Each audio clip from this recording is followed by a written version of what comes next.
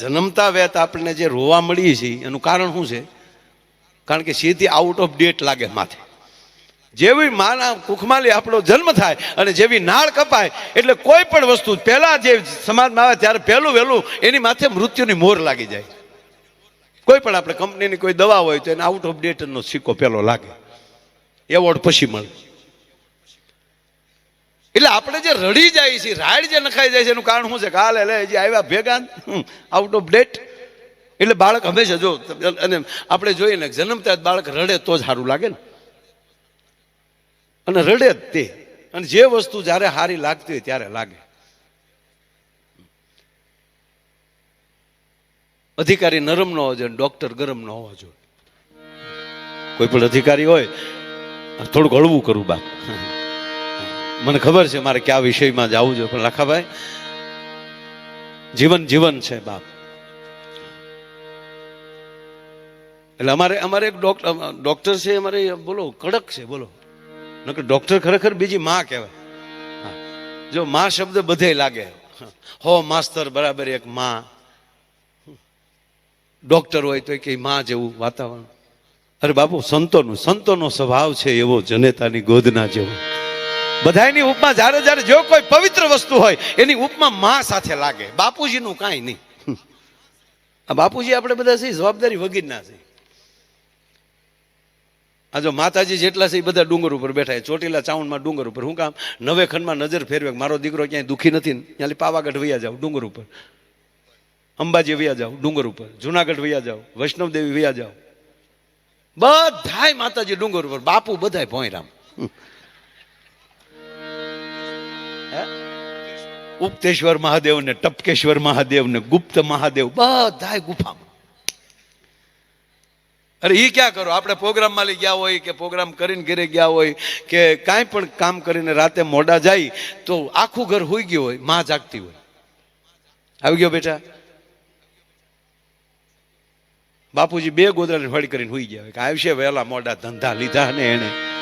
અરે ઈ ક્યાં કરો? આપણા ગામમાં માતાને ખબર, આપણે જોતા હોય કે ઈ બાળકને ઓહડ પાતી હોય તો એ માં છે એ રમાડતી જાય, થોડી આમ ગોળની કાકરી મોઢામાં મૂકે, ગળ્યું આપે, એ મારો દીકરો બહુ ડાયો, મારો દીકરો બહુ ડાયો કરતા જે ઓહડ ભરેલી વાટકી હોય એ ગમદીન મોઢામાં મૂકી દે અને નાક દબી દે એટલે ફટતીની દવા પી જાય. આ માં રમાડતા આ ખતરો કોઈ દી બાપુજી કરે લ્યો, ભૂંડો જ લાગે, હારો જ ન લાગે, પાડાને સાહેબ પાતો એવો લાગે. પીજો નકો નોખી ઉભા મોર નહીં.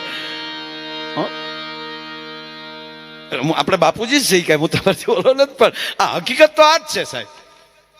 આપણે પુરુષને બહુ જવાબદારી નહીં, જવાબદારી માની. અરે કોઈ પણ પુરુષની ક્યાં કરો સાહેબ? કોઈ પણ ઈશ્વર ભલેની હોય, ઘરે કોણ બેઠું ને એના ઉપર મોટો આધાર છે. માતૃ શરીરનો જ આધાર છે. હાલો આપણા ત્રણ ભગવાનને લઈ લઈએ, આનાથી મોટો કોઈ દુનિયામાં ભગવાન કીર્તિભાઈ છે નહીં, બ્રહ્મા વિષ્ણુ મહેશ. આપણે ન્યાલી ચાલુ કરી. બ્રહ્માજીનું કાર્ય શું છે? સર્જન કરવું, આખી સૃષ્ટિને બનાવવી, સર્જન કરવું બ્રહ્માનું કાર્ય. પણ ઘરે કોણ છે?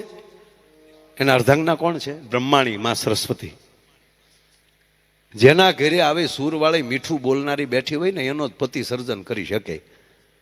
આવી ગયા, સરસ લ્યો બેસો, લ્યો હું તમને હમણાં જમાડી દઉં, આમ છે ને એકચ્યુઅલી આવ્યા ભેગા જે ઉપાડા લેચ્યું હોય આવ્યા નો હાસ્યા કોઈએ. એક જણો 15 વર્ષે જેલમાંથી જામીન મળ્યા ને ઘેરે આવ્યો, છોકરો દોડીને આવ્યો, મમ્મી મારા પપ્પા આવે. તારા બાપનો ક્યાં ટાટિયો ક્યાંય ટકે છે? 15 વર્ષે આવે તો બોલો પાછો ફરી ગયો. પાછો ફરીને કોર્ટમાં કીધું મારા જામીન રદ કરો.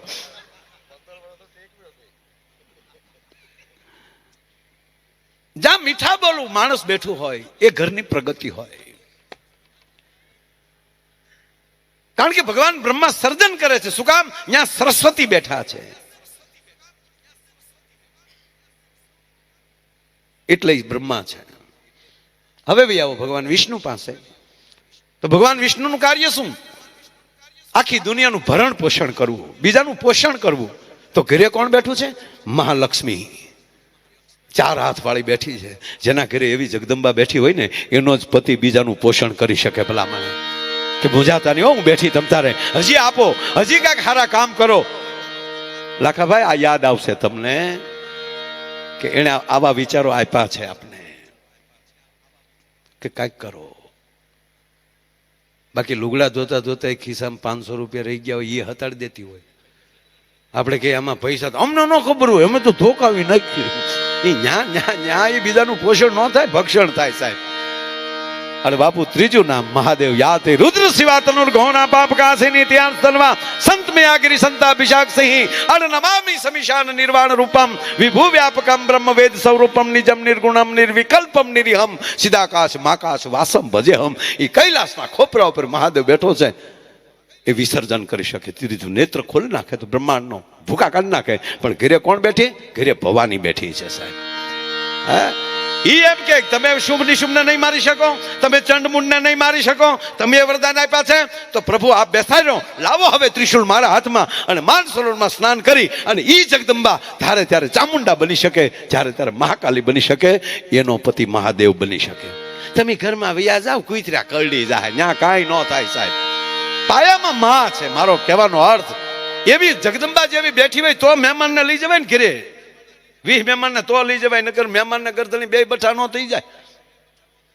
એક જણાને ઘરે મહેમાન આવ્યો તો બિચારો મહેમાનને પાણી પાઈને પછી રસોડામાં ગયો, પણ મહેમાને સમજી ગયો કે આ આપણી જ ક્વોલિટીનો માણસ છે. એ તો તરત અભ્યાસ ને. એક બેન સરો લઈને એના ધણી વાહે થયા, સરો મોટો, ઓલો મોરના બાઈ વાહે દોડીને પોલીસ સ્ટેશનમાં ગળી ગયો. એ સાહેબ બસાવો, કે શું થયું? મારી પત્ની વાહે આવે. તો સાહેબ મળ્યા રોવા. બોલો. એ કે તમે પોલીસ સ્ટેશને તો જઈએ કહો. એટલે આવું ઝીણું મોટું તો દાબ બધાને હોય, પણ મારું કહેવાનું સૂરી છે બાપ, કે જેના ઘરે કલ્યાણકારી બેઠી હોય. ઓલો મહેમાન આવ્યા એટલે રસોડામાં જઈને કીધું કે સાંભળો છો કે આ મારો મિત્ર છે. કે પણ હું ક્યાં ના પાડું, મેં ક્યાં તમને પૂછ્યું કાંઈ? કે પણ આમ જો આવ્યો તાકે ટાણે અવાય. બેન બોલ્યા ટાણે અવાય. હું આ ઠામડા ધોઈને જે બેઠી છું, આ અડધી રાત થવા આવી તારીમાં, અટાણે અવાય. ઓલો મહેમાન સાંભળતો હતો. હા, રાતનો તો હાવ ટાઢો પોરવો એટલે બધું સંભળાય. શમશીનો ખખડાટે સંભળાતો હોય તો આ તપેલાનો અવાજ ન આવે. અરે કે પણ મારો મિત્ર છે. કે તારો મિત્ર વાત સાચી, હવે તારે કે વાળું બાકી, જમવાનું બાકી. એ કે બધું સવારે નાસ્તા રે, વારા ઘડી કોઈ લોટ ન બાંધે. અરે કે પણ મારો મિત્ર તક વાત તમારી સાચી, એને કહેવાય એને નો ભાન હોય. આ 11 વાગે દોડ્યો આવે તો એને નો જમી નવાય. તો ઓલો ન્યાલી બોલ્યો, બસ એ મોઢેથી વોલ્ટ નો કર્યો. ત્યાં તો બેને કીધું તો વોલ્ટ કરે નહીં, તારે પડી જવાય બસ માલી, પણ ખાઈ નવાય. હવે આવું મહેમાનનું અપમાન થયું ને, ત્યાં તો ઓલા ગરધણે થયો, સમસમાટી થઈ ગયો કે હવે તો ઘા કરી જ લેવાય, કેટલા દી રાકાપણું જીવવું એમ. અને બોલાય ભાઈ એક એની પત્નીને આપ્યો. મહેમાન સામે બોલે જ, એક ધોલ મૂકી તા તો લાઈટ ગઈ. અંદરથી માયલો જાગી ગયેલો. ઓહો. પછી એને વિચાર આવ્યો, આપણે પૈણ્યા શું કામ? થપાટ મારીને લાઈટ વહી ગઈ. 15 મિનિટ પછી લાઈટ આવી તો બેન ખૂણામાં બેઠા બેઠા રડતા હતા. અને એટલું બોલ્યા કે કોઈ દીની આજ પહેલી વાર તમારે સામું બોલી, એમાં 15 ધોલને 2 પાટું મારી. બોલો કે મેં તો એક જ ધોલ મારી, બાકીની ઝપટ મહેમાન કરી ગયો છો. બોલો, એની વાતું ન રહે, એના કોઈ દી આશરા ધર્મ ન થાય સાહેબ. અને એમાંય સાહેબ હું કોઈ દિવસ જ્ઞાતિ વિશે બોલતો નથી, 18 વરણ મારો છે, પણ બાપુ મને ક્યારેક ક્યારેક એવું આવે કે શું આ હીરોએ માવું આપી છે સાહેબ. માં ભવાની જો એના દીકરાને ગણપતિનું શિરસેદ થાય તો ભવાની પણ મૂકી દેતા હોય, માં પ્રગટ થઈ જતી હોય, તો તમે કલ્પના તો કરો કે દેવાયત બોદરના આંગણે હોનબાઈ રાણી કેવી હશે કે ઉગાને આંખ પર પગ મૂકીને વહી જાય સાહેબ. ભવાની કરતા એક ડગલું એ ભવાની એને શક્તિ આપી દીધી કે લે તારો ધર્મ છે આશરા ધર્મનો, પાળી લે, એકવાર દેખાડી દે. આ જિંદગીમાં જ્યારે જ્યારે જે ફરજ આવે ને બસ એ ભજવતા શીખવાઈ જાય ને તો જ દ્વારકાધીશની કૃપા કહેવાય બાપ. જે ફરજ આવે એ બરોબર ભજવી શકે તો જ એનું નામ કૃપા કહેવાય. યાદ આવે આપ જો ભગવાન રામ, ભગવાન કૃષ્ણ, આને ભગવાન શું કામ કહીએ આપણે? આ ભગવાન રામે રાવણનો ગોબો ઉપર લીધો એટલે ના, એ તો રસ્તે આવ્યા ને ગોબો ઉપાડ્યો. એની હાટું અવતાર લઈ તો ઓલાના માધ્યમ વધી જાય. પણ જેને એક હારે 31 બાણ ચલાવવાની જેનામાં તાકાત હોય, રણ રંગ ધીરમ, સંગ્રામમાં હોય છતાં ધીરજ રાખવાની જેનામાં તાકાત હોય, એવડી પરાશક્તિ જેની પાસે, અને છતાં ક્ષમા દેવાની જેનામાં તાકાત હોય. રામ પાસે એટલી તાકાત હોવા છતાં રાવણે જેવી ભૂલ નહોતી કરી, એના ઘરમાં હાથ નાખ્યો તો સાહેબ, છતાં કોકને મોકલે જાવ ને, હજી માને તો હાથમાં ધનુષ બાણ નથી લેવા. અને આપ જાણીએ છીએ કે હનુમંત પણ ગયા, વિભીષણ પણ સમજાવે છે, અને છેલ્લે અંગદને પણ મોકલે છે. આ જેની અંદર ધીરજ હોય, બધું કરી ચૂકવાની તાકાત હોય, છતાં ક્ષમા દેવાની જેનામાં તાકાત હોય ને, એ રામની નજીક જઈ શકે. બે કોથળી પીધી નથી ને રોડે વૈયાવો છે ને, એમ ન થાય સાહેબ. ત્રીજી વાત, ભગવાન કૃષ્ણ કેમ ભગવાન બન્યા? એનું કારણ સુદર્શન ચક્ર ચલાવવાની જેનામાં તાકાત, અને છતાં શિશુપાલની હોહો ગાળ્યું સહન કરવાની જેનામાં તાકાત હોય ને, એ કૃષ્ણની નજીક રહી શકે અને એ કૃષ્ણ બની શકે. મારો કહેવાનો અર્થ આના પ્રસંગો શું કામ આપણે યાદ કરીએ? લાખાભાઈને આંગણે હું આજ વાત કરું સાહેબ, કે ક્યારેક ભરત મિલાપનો પ્રસંગ અડધો કલાક થાય રામાયણની અંદરથી.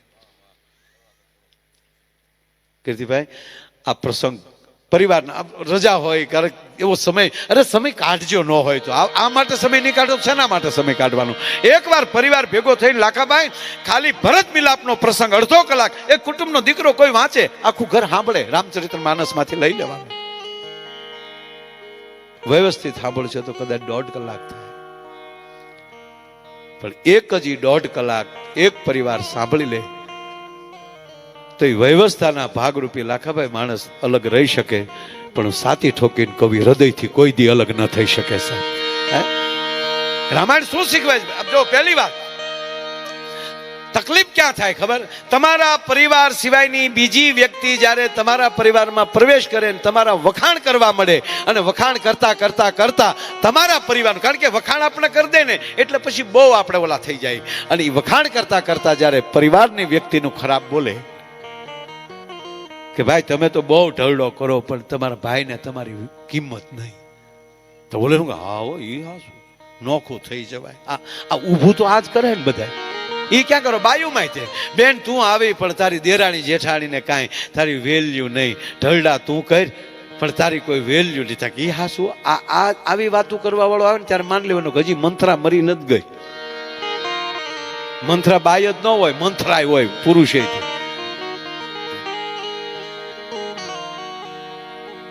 પણ રામાયણ એ છે કે નાનો દાખલો ભાઈ કીધું એટલે છે, વાત લઈ લઉં બાપુ. રામાયણ પેલું આ ભરત મિલાપ એ પેલું સૂચવે કે અધૂરું સાંભળેલું વસ્તુ હોય એનો કોઈ દી નિર્ણયમાં ન લેવો. બીજાએ કરેલી વાત તાત્કાલિક વિશ્વાસમાં ન લેવી. દાખલા તરીકે કે હા આ ભરત મિલાપની જ વાત કરી લો, હાલો 1.5 મિનિટ, 1.5 કલાકમાં થાય પણ 1.5 મિનિટમાં મારે લેવી છે, કારણ કે આ પરિવારમાં આપણે બેઠા છીએ. પૂરીમાનો આત્માને આનંદ થશે સારી વાતો કરો.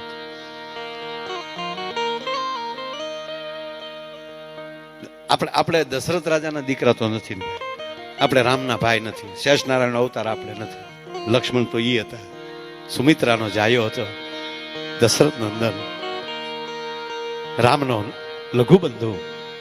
હવે ઈ જ લક્ષ્મણને કોકે અધૂરું કીધું કે લક્ષ્મણજી, હા ક્યારે કીધું? કે જ્યારે રામ, લક્ષ્મણ અને જાનકી ત્રણેય હજી વનમાં હજી પ્રવેશ કર્યો હતો, એવે ટાણે હજી ગંગા પાર નૌકામાલી પાર જઈને સામે જગ્યાએ હજી કુટિયા બાંધી હતી, એવે ટાણે આવીને લક્ષ્મણજીને કોઈ કીધું, લક્ષ્મણજી હા ભરત સેના લઈને આવે છે અયોધ્યાથી. સાંભળજો સાહેબ આ વાત. એમ ભરત આવે છે?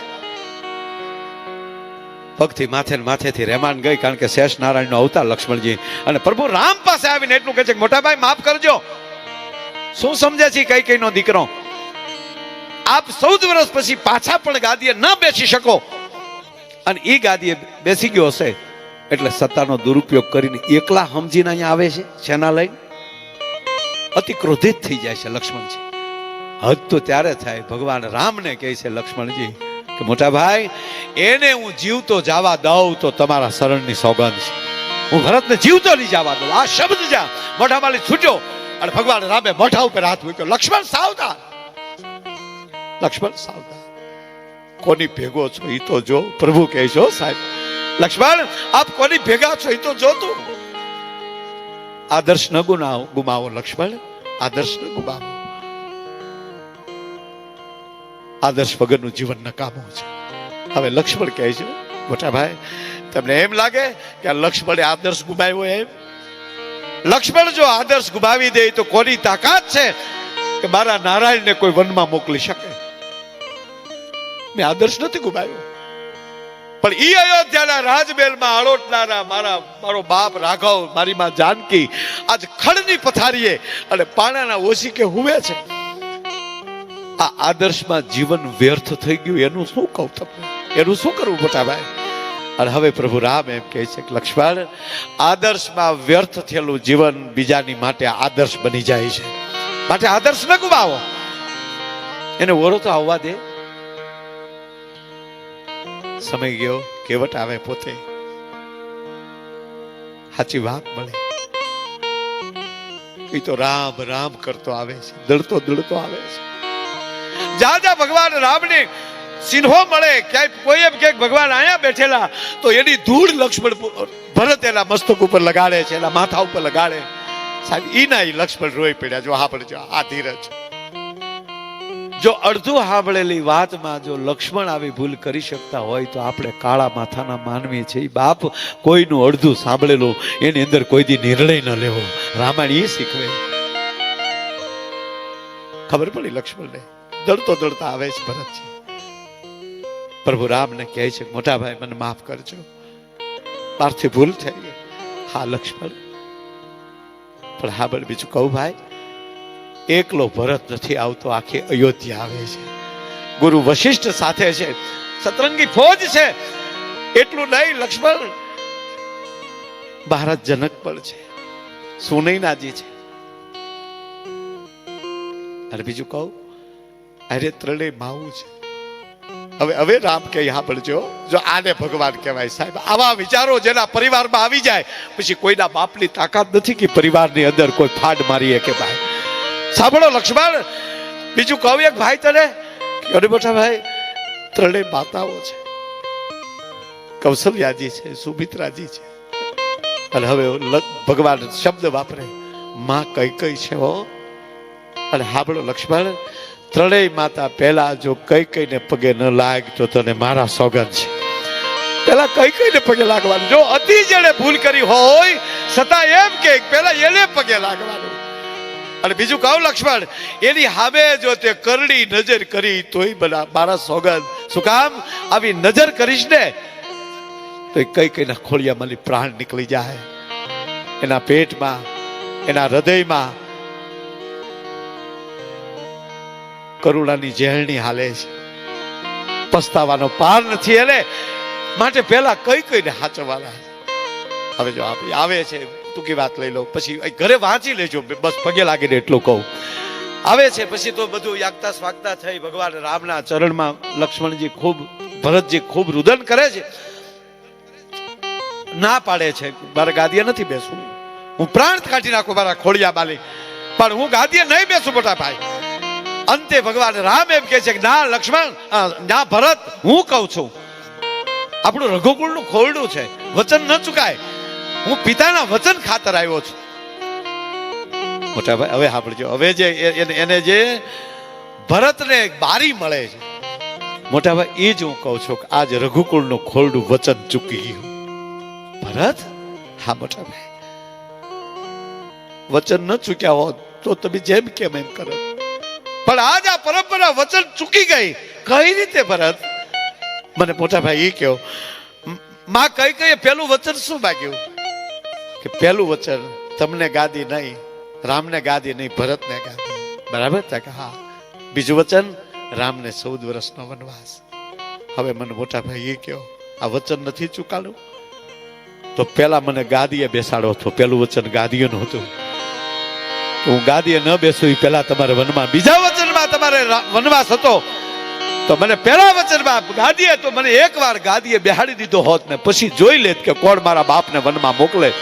વચન ચુકાણું છે માટે હું હવે ગાદીએ નહીં બેસું. નિર્ણય થયો, પાદુકા ગાદીએ રહેશે, નંદીગ્રામમાં લક્ષ્મણજી ભરતજી મહારાજ રહેશે, અને અંતે કહે છે મોટા ભાઈ એક વાત કહું કે 14 વર્ષ હું તમારી રાહ જોઉં છું નંદીગ્રામ, અને 14 વર્ષની વાત છે, એક દિવયો જાય તો ભરત ધરતીમાં રમાઈ જાય, તમને પછી ભરત જોવા નહીં મળે.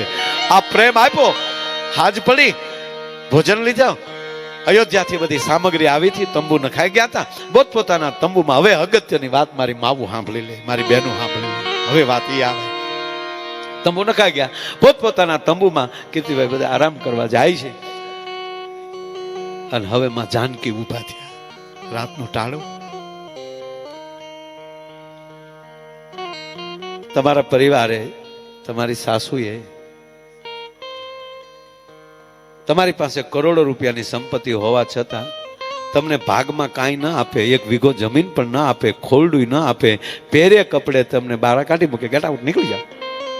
અને તમે ક્યાંય કે ડેમની પાસે ઝૂંપડું બાંધીને રહેતા હો, અને પછી તમારી સાસુ ને તમારી માં બેય મળવા આવે તો તમે પેલા કોને મળશો? આજે જાનકી ઊભા છે હો સાહેબ. ધીરે ધીરે ધીરે જાનકી જે ડગલા ભર્યા, કીર્તિભાઈ કઈ કઈ ના કક્ષમાં ગયા ભવાની. જગદંબા જાનકી ગયા ત્યાં, કઈ કઈ તો તૂટી વાળી હોતા થાવ, આહુડા હુકાઈ ગયા હતા. અરે મેં મારા છોકરાઓનું જીવન ઝેર કરી નાખ્યું. હે બા સરસ્વતી, તે મારી જીભ ઉપર બેસીને શું કર્યું? મેં અયોધ્યાને નાથ વગરની કરી નાખી. આવા અફસોસમાં અને આપ જાઓ વનમાં ભટકતા બાળકો જોયા એના સંતાનોને તૂટી વાળી કઈ કઈ હુતા થાય. પગ પાસે માં જાનકી બેઠા, માં સીતાજી એટલું કહે છે, માં હા કોણ? જાનકી બા, તમારા પગ લંબાવો, લાવો તમારા પગ દબાવી દો. કાંઈ કોક દે પ્રસંગ તો વાંચજો બેઠા બેઠા. માં મને ખબર છે તમે મહારાજ દશરથના માનીતા રાણી હતા, અને મારી માં કઈ કઈ અયોધ્યાની બજારમાં નીકળે તો જાજબુ પથરાતી.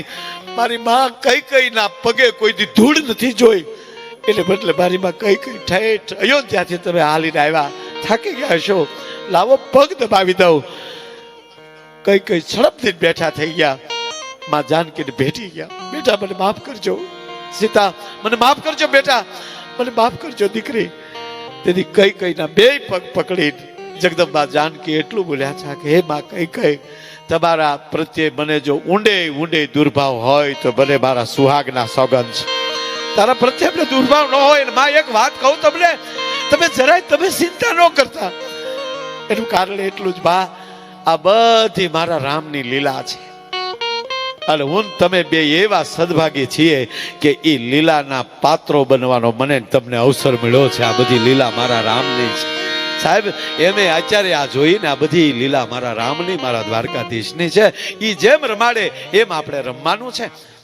માં કઈ કઈ ના કક્ષમાં નીકળી કૌશલ્યાના કક્ષમાં જાય. હવે સાંભળજો, કૌશલ્યા આમાં બે ડગલા ભેટી ગયા, આવ બેટા સીતાજી આવો બેટા, હામાં પગે લાગ્યા.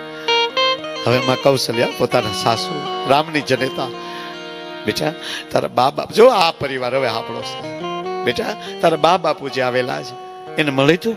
ના હું એને નથી મળી.